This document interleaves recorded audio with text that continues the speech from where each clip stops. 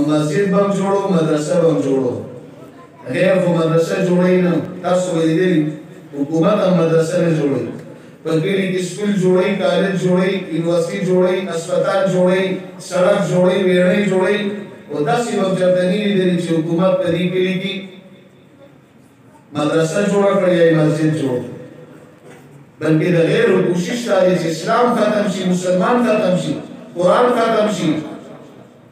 او حافظ قرآن ختم شي عالم ختم شي دا خو به موږ تاسو مسجد هم جوړو مدرسه هم جوړو بچي به هم حافظان عالمان جوړو او مسلمانان به هم زیاتو او د دې لپاره به مال هم لګو جان به هم لګو او هر قسمه قرباني به دې لپاره کوو انشاءالله او سوچ به دا کوم چې دا ځان د آخرت سودا کوم دا د جنت کور جوړو من بنا لله مسجدا بنا الله له بیتا فی الجنه چې الله له کور جوړ کړه الله به جنت کې کور جوړ دا مسجد دی دا د الله کور دی دې کې چا تعاون کړی دی د جنت سودا کړی المساجد مجالس الانبیاء مساجد د پیغمبرانو د ناس ځای دی مسجد نبوي څومره په اخلاص جوړ شوی د یتیمانانو پلاټ دی او پیغمبر اسلام د مسجد لپاره خوښ او تپوس یو کدا د چا دی او بیا ورته ویل شو چې دا یتیمانان دي او دوه ماشومان دي تر هغه ماشومان راوستل د پیغمبر اسلام خدمت کې حاضر شو تپوس یې وکړو دا ځای د مسجد لپاره مناسب دی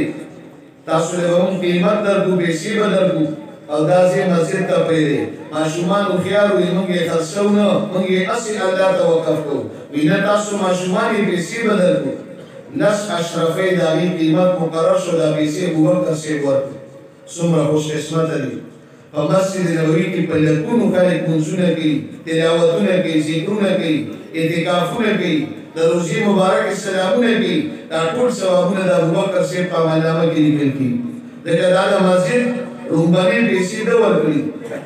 50 ګزه پلن او 80 ګزه اوږد دا د پیغمبر اسلام ابتدایي مسجد و او بیا تعمیر شروع شو صحابه کرامو دې وفرمیل من بنا لله مسجدا بنا الله له بیتا فی الجنه چې د الله کور جوړ کړه الله به جنت کې کور جوړ کړي صحابه کرام په شوق او ذوق باندې لګیا دي د مسجد خدمت کې تعمیر کې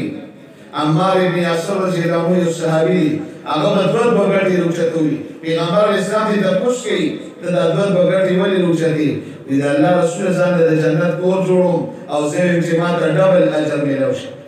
د مسجد ډانچه کېږي زنانو سوال جواب راوړي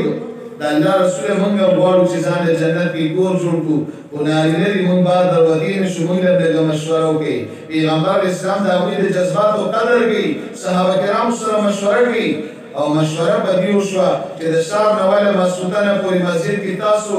خټې لوټې کوئ تعمیر کوئ ځان د جنت کور جوړوئ او ماسخوتن مونځ یوشي او تیاره خوره شي تاسو بار مه روزئ زنانو ته اعلان وکړئ تاسو راځئ او دا مسجد جوړوئ تعمیر کوئ خټې لوټې کوئ ځان د جنت کور جوړ د مسجد نبوي ډانچه چې په مدینه منوره کې جوړه شوې ده دا نارینه او زنانو د پیغمبر اسلام په نگرانۍ کې صحابه کرام او صحابیاتو په شریک هغه ډانچه جوړه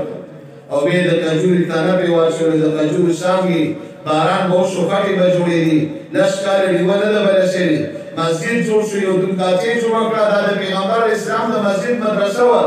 صحابه کرام اکثر د لرې لرې مسافر سلمان فارسي د فارس نه راغلي صهیب رومي د روم نه راغلي بلال حبشي د حبشي نه راغلي ابو هريره رضی الله عنه د یمن نه راغلي د لرې لرې ځای مسافرو په دې مسجد او مدرسه کې دین زده کړ او بیا دا مسجد د ټول عالم دپاره دا د هدایت یو غټ مرکز جوړ کړ نن په ټوله دنیا کې کوم ځای کې مسجد دی مدرسه ده د دین کومه شعبه ده دا د مسجد نبوي شاخونه دي او دغه ځای کې د پیغمبر اسلام او د صحابه کرامو او د صحابیاتو هغه اخلاص پروت دی الله ټولې دنیا ته د دین پیغام د دغه مسجد او مدرسې نه ورسوي دلته ستاسو دا مدرسه ده دا مسجد دی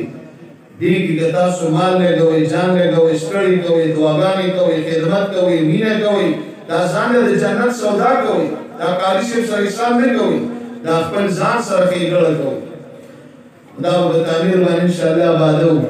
دې ځای ته وډانچه ورسېده اوس پکې نور هم ډېر کار پاتې پلسترې به پاتې دا ورونه دا کړکۍ دا څیزونه به پاتې دا به انشاءالله مونږ تاسو کوو او دا به د آخرت توفیق دا به انشاءالله د جنت سودای خپلو بچو کې به حافظان عالمان هم جوړو انشاءالله د علماو د مدارسو سره به ربط تعلق هم ساتو انشاءالله او داسې به دا مدارس هم جوړو مدارسو سره به تعاون کوو ښېګړې به کوو مال به لګو جان به لګو څومره وسم کېږي هغه الله ته ښیو او انشاءالله بندې به الله پاک راکړي په دنیا کې هم په آخرت کې هم په دنیا کې به په لس چنده بدله راکړي من جاء بالحسنه فله عشر امثالها چا یو نیکي راوړه الله وایي په لس چنده به بدله درکړو